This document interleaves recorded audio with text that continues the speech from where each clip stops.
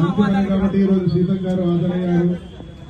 ఒకసారి గట్టిగా చెప్పట్లు కొట్టండి, గట్టిగా జై భీమ్, జై భీమ్, జోహార్ జోహార్, జోహార్ జోహార్. అంబేద్కర్ గారి ఆలోచన విధానాన్ని కాపాడుకుందాం, భారత రాజ్యాంగాన్ని అంబేద్కర్ గారు రచించిన భారత రాజ్యాంగాన్ని కొనసాగిద్దాం, అంబేద్కర్ గారి ఆలోచన విధానాన్ని కొనసాగిద్దాం, అంబేద్కర్ ఆలోచన విధానాన్ని జై భీమ్, జై భీమ్, జై భీమ్, జై భీమ్. చేస్తూ వచ్చినాం కాబట్టి మరి ఇలాంటి వెనుకబడ్డ గ్రామాలకు మనం తిరిగి బాగు చేయాలన్నటువంటి లక్ష్యంతో తిరుగుతున్నాం. కాబట్టి గత మరి ఇంద్రవెల్లి మీటింగ్ అప్పటి నుంచి నన్ను ఇక్కడ ఇన్ఛార్జ్ చేశారు. అంతకు ముందు కూడా రేవంత్ రెడ్డి సీఎం కాకముందు అధ్యక్షుడిగా ఉన్నప్పుడు మొదటిసారి ఇంద్రవెల్లికే వచ్చాడు, సీఎం అయిన తర్వాత కూడా ఇక్కడికే వచ్చాడు. కాబట్టి ఇక్కడ మీరు కూడా అత్యధికంగా ఉన్నారు కాబట్టి మీ యొక్క డీటెయిల్డ్ రిపోర్ట్ నాకు ఇవ్వండి. నేను తప్పకుండా మీకు అండగా ఉండి మీ హక్కుల రక్షణ కోసం ఈ ప్రాంతంలో మీకు ఎలాంటి నష్టం జరగకుండా, కష్టం జరగకుండా అంబేద్కర్ గారి ఆలోచన విధానాన్ని ముందుకు తీసుకెళ్లే విధంగా మీకు తోడుగా ఉంటానని తెలియజేస్తూ జై భీమ్, జై భీమ్. ఎప్పుడన్నా అవమానించబడితే, భారతీయుడిగా నీకెక్కడన్నా హక్కులు కాలరాయబడితే ప్రశ్నించే హక్కు మన డాక్టర్ బిఆర్ అంబేద్కర్ గారు రాజ్యాంగం ద్వారా ఇచ్చిండు. అది మరిచిపోయి ఒక మనువాద సిద్ధాంతాలు, మరి మనువాద విధానాలు, మనువాదం అంటే 100 ఏళ్ల క్రితం దళితులంటే కాళ్ళకాడ పుట్టిరు, ఇంకోరంటే నడుము కాడ పుట్టిరు, అత్యున్నతమైన వాళ్ళు అగ్రకులం తలలో పుట్టిరు, గొప్ప మేధావులు అని చెప్పేటువంటి సిద్ధాంతం. ఆ సిద్ధాంతం కోసం కొన్ని ప్రభుత్వాలు, కొన్ని పార్టీలు పనిచేస్తా ఉన్నాయి. కానీ ఆనాడు అంబేద్కర్ గారు కనీసం బడికి పోలే, గుడికి పోలే, అస్పృశ్యుడిగా అంటరానితనంతో వెలివేయబడ్డప్పటికీ ఆయనలో ఉన్నటువంటి మేధస్తోటి ప్రపంచాన్ని చదివొచ్చినటువంటి మేధావి, ఇవాళ నాలెడ్జ్ ఆఫ్ ఐకాన్. మేధస్సుకు, మేధావికి ఎవరు సింబల్ అంటే మన బడికి రానియనటువంటి, బడికి పోకుండా చదువుకున్నటువంటి అపర మేధావి అంబేద్కర్ గారు. ఈ రోజు మరి ఆయన రచించినటువంటి రాజ్యాంగాన్ని మార్చాలని కుట్రలు జరుగుతున్నాయి.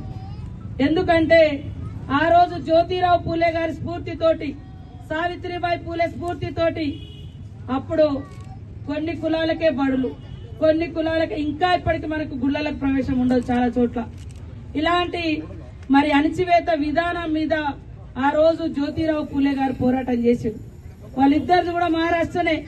ఆ పోరాట స్ఫూర్తితో మరి పెరిగినటువంటి నాయకుడే మన అంబేద్కర్ గారు.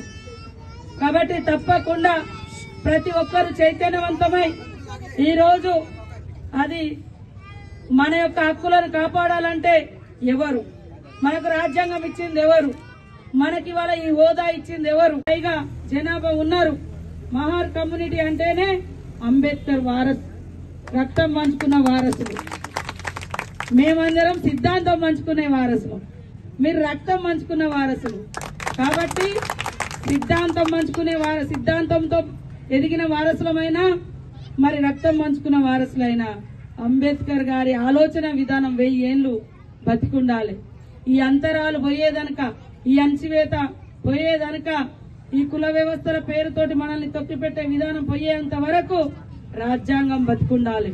కానీ సూర్యచంద్రులు ఉన్నంత వరకు అంబేద్కర్ గారి ఆలోచన ఉండాలి, అంబేద్కర్ సిద్ధాంతం ఉండాలి. అంబేద్కర్ గారికి మరి ఎప్పుడు కూడా గుండెల్లో పెట్టుకొని నివాళులు అర్పించాల్సిన అవసరం ఉంది. కాబట్టి నాకు ఇక్కడికి వచ్చినాకనే వాస్తవానికి అంతకుముందు తెలియదు మహార్ కమ్యూనిటీ ఇక్కడ ఈ మన తెలంగాణ రాష్ట్రంలో ఇంత పెద్ద ఎత్తున ఉన్నారని.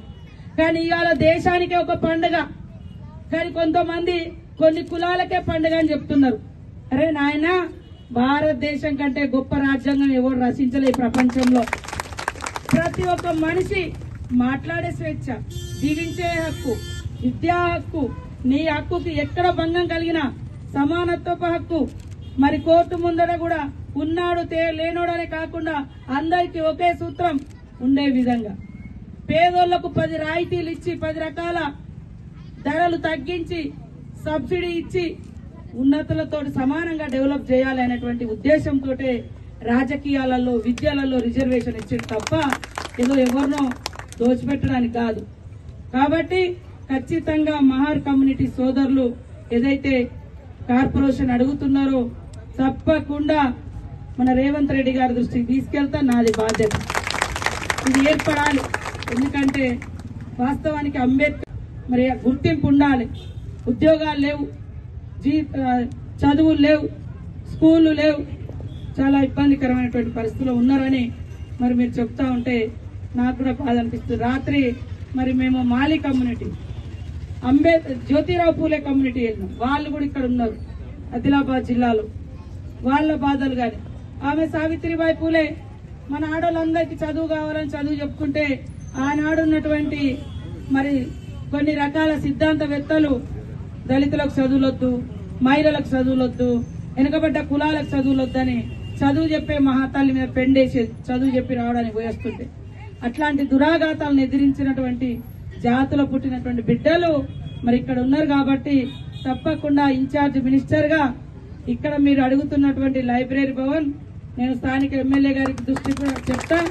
ఖచ్చితంగా నాకుండేటువంటి ఫండ్స్ ద్వారా గాని సీఎం గారి ద్వారా గాని మీకు ఇచ్చిన మాట ప్రకారం నిర్మించిచ్చే బాధ్యత నాది.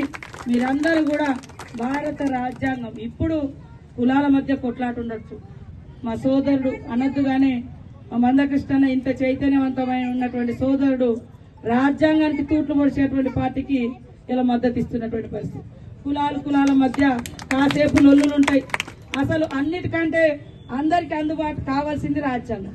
రాజ్యాంగం కాపాడుకోవడం కోసం, అంబేద్కర్ ఆలోచన విధానం కాపాడుకోవడం కోసం అన్ని వర్గాలు, అన్ని కులాలు, అణగారిన వర్గాలు ఐక్యం కావాలి. ఈ ప్రాంతంలో కూడా మీకు భూముల సమస్యలు ఉన్నాయి, అదే విధంగా హక్కుల సమస్యలు ఉన్నాయి, రిజర్వేషన్ల సమస్య ఉంది, కార్పొరేషన్ సమస్య ఉంది. స్టడీలో స్పెషల్ గా జనాభా ఎక్కువ ఉన్నా మన పిల్లలు చదువుకోవడానికి కూడా ఉన్న అవకాశాలు తక్కువ ఇస్తున్నాయి. వాటన్నింటిని కూడా మీరు ఒక మెమోరాండము లేదా ఒక డిమాండ్ డ్రాఫ్ట్ లాగా